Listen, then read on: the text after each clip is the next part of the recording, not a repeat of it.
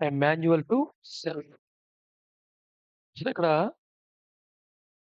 ఒక మోడలింగ్ రూపంలో యూనివర్స్‌ని అర్థం చేసుకోవడానికి ప్రయత్నం చేస్తున్నాం అన్నమాట. దాంట్లో మనం వాడుతున్న మోడలింగ్ ఫ్రేమ్‌వర్క్ ఏమిటి? ఎంటైర్ యూనివర్స్ అనేది వెల్ డిజైన్డ్ సిస్టమాటిక్ అని, నెక్స్ట్ అది ఒక ట్రాన్సెండెన్స్ నుండి ఫార్మ్ అయిందని, ఆ transcendence hybrid of form and formless అని.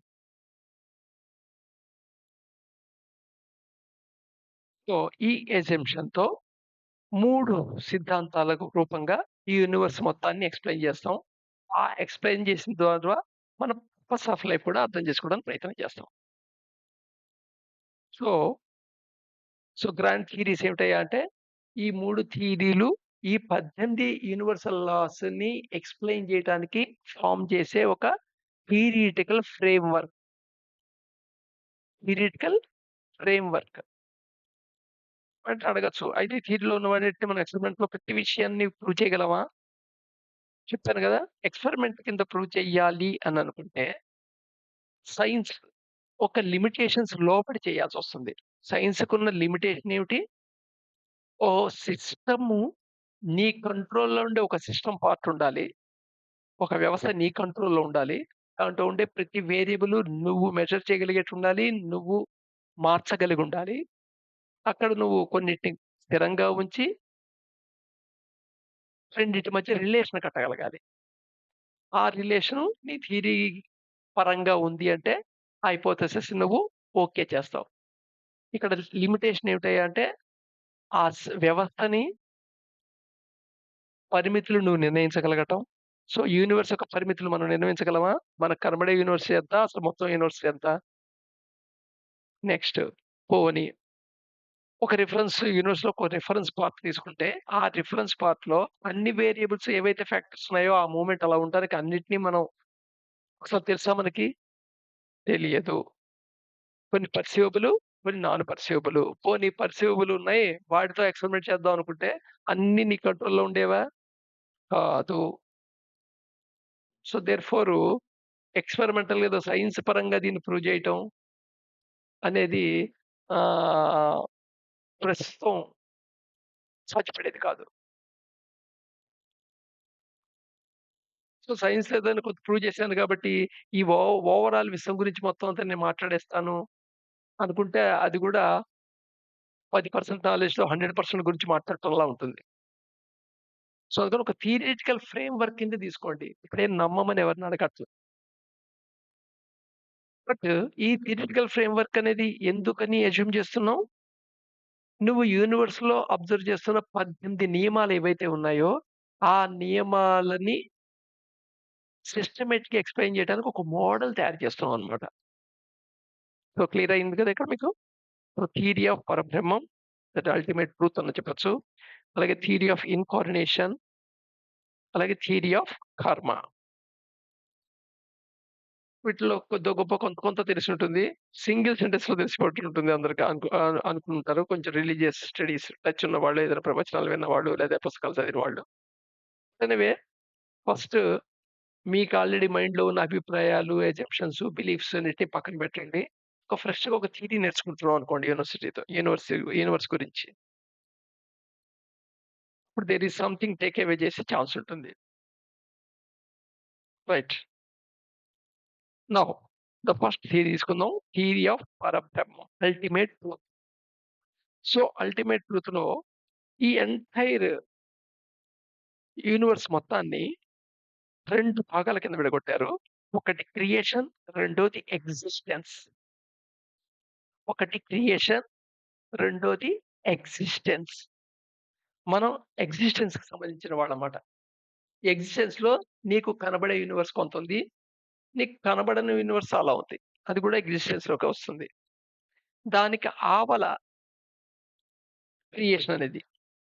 సో, క్రియేషన్ నుండి ఎగ్జిస్టెన్స్ ఫార్మ్ అవుతూ ఉంటుంది.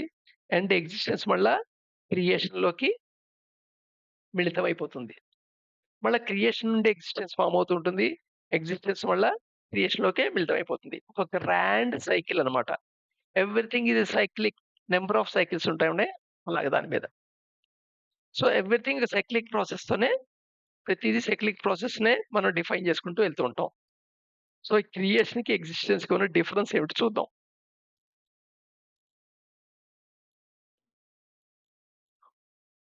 సో, క్రియేషన్ నుండి ఎగ్జిస్టెన్స్ ఫార్మ్ అవుతుంది. ఎగ్జిస్టెన్స్ మళ్ళా క్రియేషన్ కింద నిర్లిప్తం అవుతుంది. దాంట్లో అంతమైపోతుంది. So, flows from the source. Creation source కింద లెక్క. దాని నుండి ఎగ్జిస్టెన్స్ ఫార్మ్ అవుతుందనమాట. So, what is present in the existence. ఎగ్జిస్టెన్స్‌లో ఉన్న ప్రతీది ఏమిటయ్యా అంటే, అది క్రియేషన్ నుండి వచ్చిందే. కానీ క్రియేషన్‌లో లేదది. అందుకని క్రియేషన్ నుండి దేశ బహిష్కరణ ఎక్సైల్ చేయబడింది అనుకోవచ్చు మనం. ఈవెన్ మనం గూడా అందరూ ఎక్సైల్ చేయబడిన వాళ్ళం. దేశ బహిష్కరణ చేయబడ్డవాళ్ళం.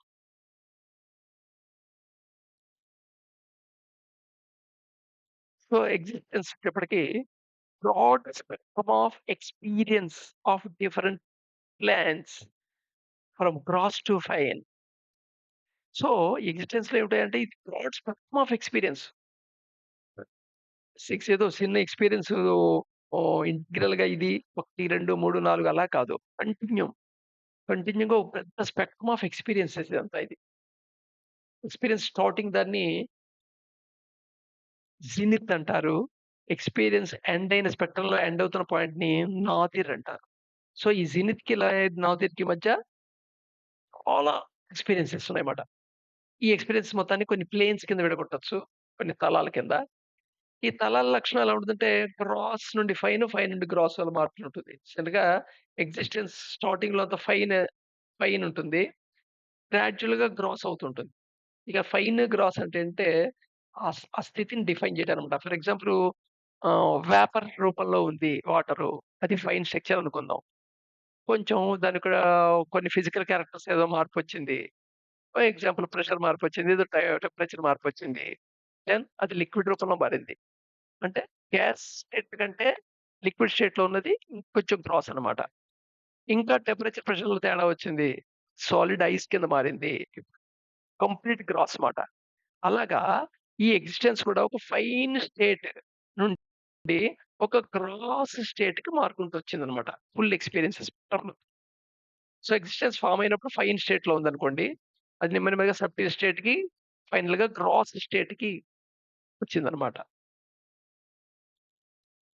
One has to experience fall and exhale.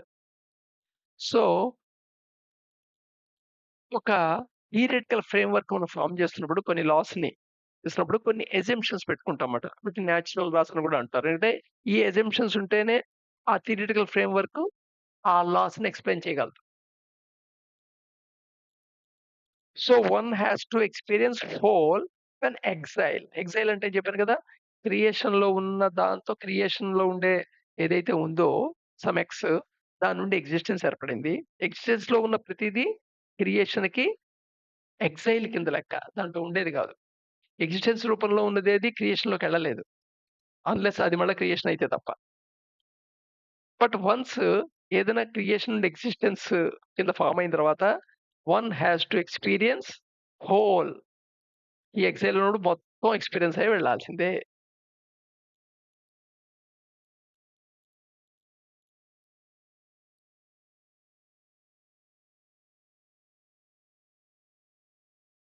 So, ignorance ఉన్నంత వరకు ఎక్సైల్‌లోనే ఉంటామనమాట. ఒక రకంగా చెప్పాలంటే. సో, కంప్లీట్ అన్ని ఎక్స్‌పీరియన్స్ పొందితే యూ బికమ్ నోన్.